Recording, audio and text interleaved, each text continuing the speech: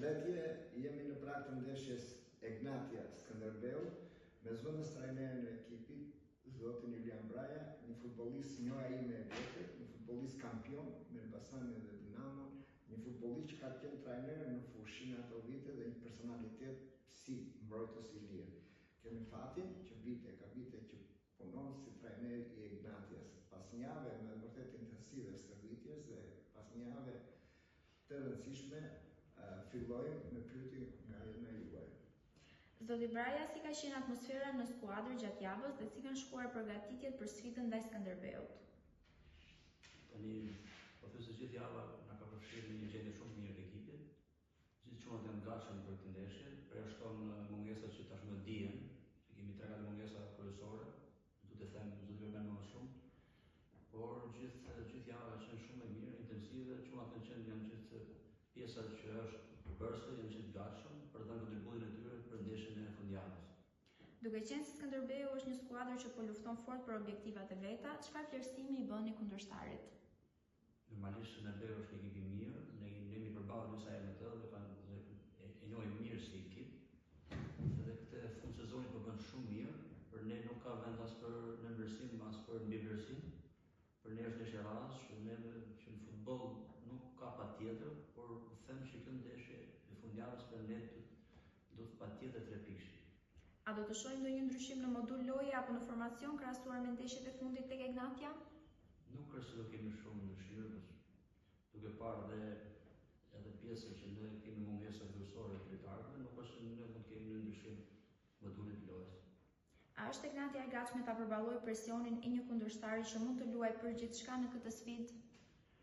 Nuk mund të them presion, sepse te Egnatia nuk ka pas asnjëherë presion, po bëj 2 vite te Egnatia dhe nuk është se kemi ndeshur shumë, them drejtën tek çunat, nuk është se e kemi dhënë këtë ide që Egnatia ka presion, por mund të them është përgjegjësia e çunave për të dhënë maksimumin te kjo ndeshje për të arritur 3 pikë. Egnatia është në garë për titullin, por edhe për ta mbyllur sezonin në mënyrë dominuese. Sa i rëndësishëm është ky 90 minutësh për qëllimin përfundimtar tuaj? Normalisht ne jemi brenda objektiveve deri tani, si për titull, si edhe për kupë, edhe pse ndeshja e parë e kupës është humbur nga ana jon, por them që ndeshjen e dytë do të bëjmë, shpresoj të arrijmë dhe të kualifikohemi në kupë. Por nuk besoj që ne ky 3 pikë shumë e rëndësishëm për ne që ta mbyllim në vendin e parë, siç e mbyllim në vitin tjetër. Skënderbeu është një nga skuadrat që shpesh ka surprizuar në transfer. A i drueni ndonjë befasie të pakëndshme dhe si mendoni ta eliminoni? Normalisht Skënderbeu është një ndër 10 ekipet e kampionatit tonë që po bëjnë mirë.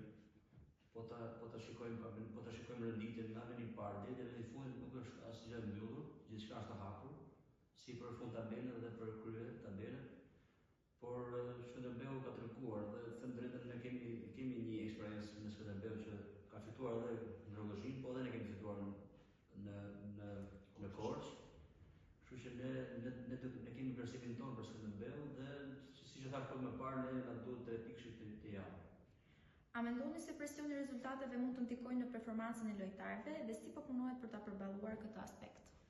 Nuk është se ekipi ka presion, s'ka pse të ketë presion, ne jemi në parë. Ne shikojmë punën tonë, çunat mundohen me detyrat e tyre që ne ju kërkojmë. Kjo është e rëndësishme, nuk ka asnjë lloj presioni, asnjë lloj për sa i përket deri në anës rezultatit, përveç se ne kemi 2 humbje kampionat, ndoshta edhe jo vetëm për fajin tonë. Ne kemi luajtur shumë mirë dhe këto 2 humbje që kemi mësuar, kemi qenë dominues në dy ndeshjet, por futbolli ka ndonjëherë edhe fatin brenda. Faleminderit. Faleminderit.